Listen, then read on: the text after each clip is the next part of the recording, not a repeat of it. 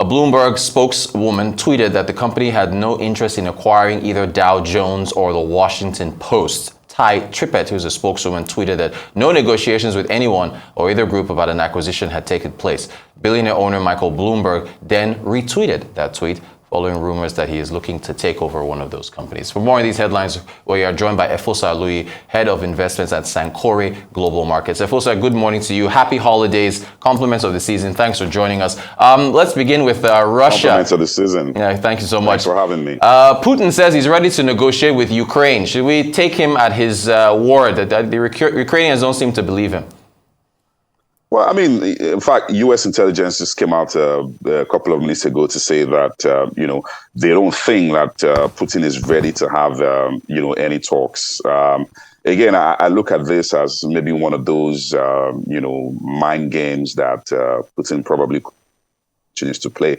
Because as far as it's concerned, the West is essentially trying to break off Russia, and he's basically stood up to the West to prevent that. But again, if this is a serious stance from Putin, then it is something to probably cheer about, because it will certainly create a path towards which we could see this conflict, come to an end. But of course, like you mentioned, the Ukrainians do not think that he's serious. The West obviously don't think that he's serious. Again, really remains to be seen, what could come out of this. Well, what about, still on Russia, Alexander Novak saying that they're ready to resume gas supplies to Europe? Hasn't that ship left the ports? Isn't Europe turning away from Russia for gas?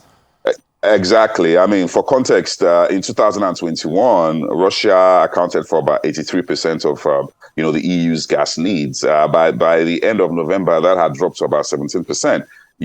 Major European countries like Germany and co have essentially pivoted away from Russian gas supplies, so the likes of the United States, Qatar, Algeria, Norway, and even Nigeria have picked up the slack. So, this sort of pivot, if you will, or move by Russia to want to restore, gas supplies to the EU, really, it feels like, it feels a little too late because what the EU has done, or what Europe has done, is to build capacity away from Russia. Germany, for instance, has significantly ramped up its LNG capacity, and that's why it's taking a lot more gas from the United States and from Algeria and Qatar as well. I mean, if you look at the Yamal Europe line, it's a 4,000-kilometer line, from the Yamal Peninsula.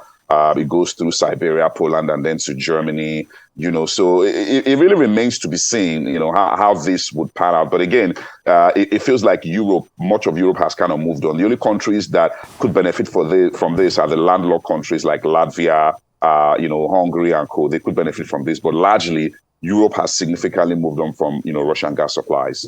Well, what do you make of China stopping their daily updates of COVID data? Is that a sign that the situation is out of control? Well, I mean, the truth of the matter is that the whole China COVID situation for the better part of 2022, to my mind, has been largely suspect, so all of the lockdowns, as a matter of fact, early on in the year, it felt like we were in COVID year, so it just felt like, there was much more that was going on that than China was letting on, so we've had, this lockdowns eased up, and then a day after, the lockdowns are reinstated because you have a flare-up of COVID cases, so them, now suspending this data point, clearly for me indicates that there's a lot more going on than China is letting on. Again, we would see how things pan out in the coming days. Clearly, this has proven to be the biggest challenge that China has had to deal with this year. And the Center for, I think it's Global Economic Research, saying that we're going to be in a recession 2023. Center for Economics and Business Research. What do you guys at Sankore think? Are we going to have a global recession next year? I mean, I think the question really is not whether there's going to be a recession or a slowdown. I think the question really is about how long it's going to be, how deep it's going to be. I think those are the questions that, we're really trying to answer. Yeah, clearly, everything is stacked up against the global economy next year. I mean, our central banks continue to, fight this decade-high inflation, trying to bring it down. More expensive money, higher interest rates would essentially, slow down the global economy, and certainly we would tilt into a slowdown. Again, it really remains to be seen how long that recession will be and how deep it will be, and also how monetary policy is likely to respond. But there isn't any question as to whether we're going to go into a slowdown 2023. Back to China, what do you make of Tesla, I guess, suspending their production there? Does that tie into the COVID matters and how that's affecting businesses in China?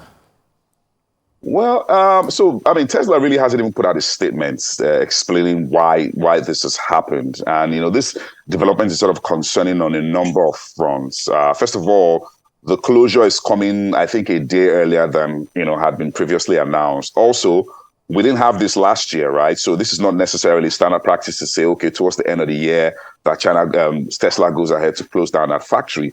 So these are some of the issues. Also, the fact that demand, in China has, it's not matching up to, the capacity at that plant, which was recently upgraded, also, spells some concerns.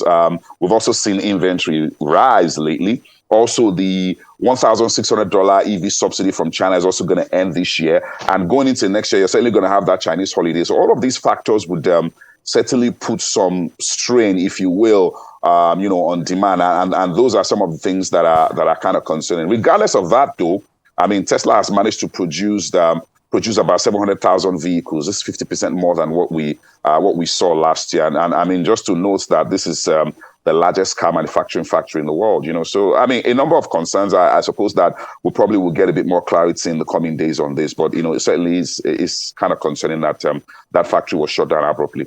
All right, just a minute to go on and ask you about media, our pool here. I know they denied it, but what do you make of if Bloomberg really did buy out a Dow Jones or a Washington Post or both?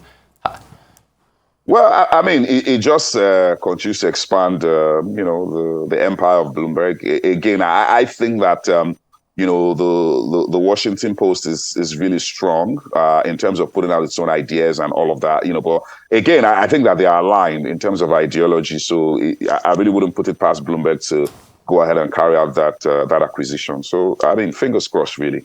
We'll see how that works out in 2023. Efosa Aluyi, Head of Investments at Sankore Global Markets, thank you so much for joining us, and happy holidays to you. Thanks for having me. All right.